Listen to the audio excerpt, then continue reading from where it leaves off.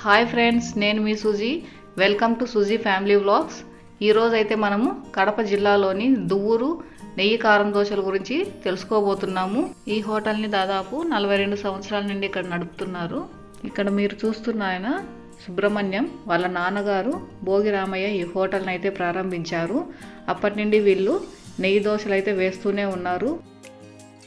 చుట్టుపక్కల ఊరి వాళ్ళు, అలాగే దూర ప్రాంతాల నుండి ఈ దారి గుండా వెళ్ళే వాళ్ళు ఖచ్చితంగా ఈ దోశనైతే టేస్ట్ చేసి వెళ్తారు.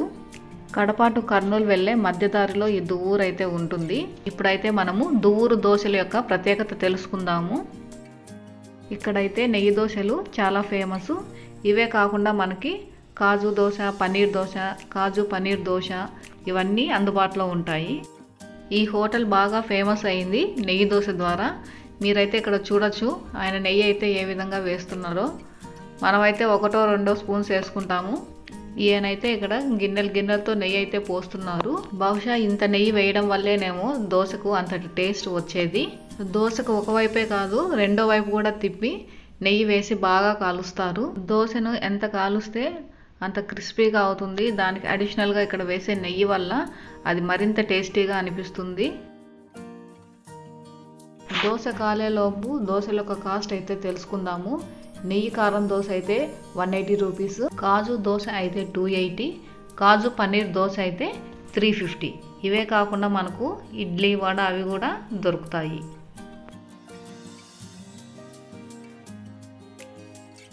దోశ ఈ విధంగా కాలిన తర్వాత రాయలసీమ ఫేమస్ అయిన బొంబాయి చట్నీ ఎర్రకారం వేసి బాగా అప్లై చేస్తారు. ఎర్రకారం చూడండి ఎంత వేశారో. ఎక్కడ కూడా గ్యాప్ లేకుండా దోశ మొత్తం ఎర్రకారము, బొంబాయి చట్నీ అయితే పూస్తారు. అలా పూయడం వల్ల దోశ మరింత టేస్టీగా అవుతుంది.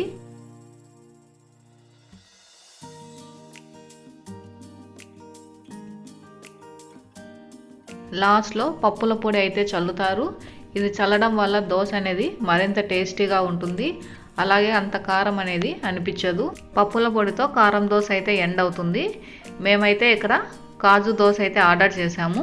సో దానికోసం ఆయన ఆనియన్స్ అండ్ అలాగే కాజు అయితే వేస్తున్నారు. కాసేపు దోశను అయితే ఈ విధంగా కాల్చి ఫోల్డ్ చేసి మళ్ళీ నెయ్యి అయితే వేస్తారు. అడిగి మరీ వేస్తారు నెయ్యి ఎంత కావాలో అంత.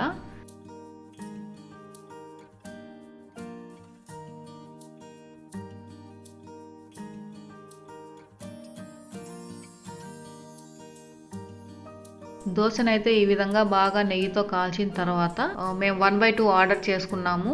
మా ప్లేట్లలో అయితే సర్వ్ చేస్తున్నారు. ఎప్పుడెప్పుడు తిందామని ఎదురు చూసిన దోశ ఫైనల్గా అయితే నా చేతిలో ఉంది. చూడండి, ఓపెన్ చేసి చూస్తే ఎలా కనిపిస్తుందో. ఆనియన్స్, కాజు మరియు కారంతో దోశ అయితే చాలా కలర్ఫుల్గా ఉంది.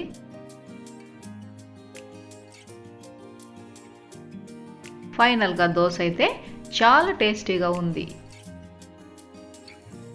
సో ఫ్రెండ్స్, ఇది దువ్వూరు దోశకు సంబంధించిన వీడియో. మేము తిన్న ఈ కాజు దోశ కాస్ట్ 280 రూపీస్. ఈ దోశకు ఈ ప్రైస్ వర్తో కాదో కింద కామెంట్ సెక్షన్లో కామెంట్ చేయండి. ఈ లొకేషన్కు సంబంధించిన లింక్ వీడియో కింద డిస్క్రిప్షన్లో ఇచ్చాను. ఫైనల్గా మీకు ఈ వీడియో ఎలా అనిపించిందో కింద కామెంట్ సెక్షన్లో కామెంట్ చేయండి.